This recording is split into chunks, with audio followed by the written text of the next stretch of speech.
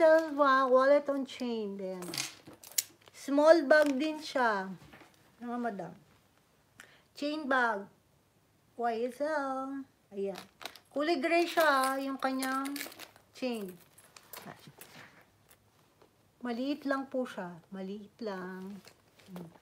Outside pocket, okay. Exterior, still in good shape. No flaws. Ayan. Handle still good. Dito pa rin, malinis. Ayan. Walang cracks on the edge. And walang gas-gas yung YSL niya. Inside, meron dust bag. And ito yung loob po niya. Ayan.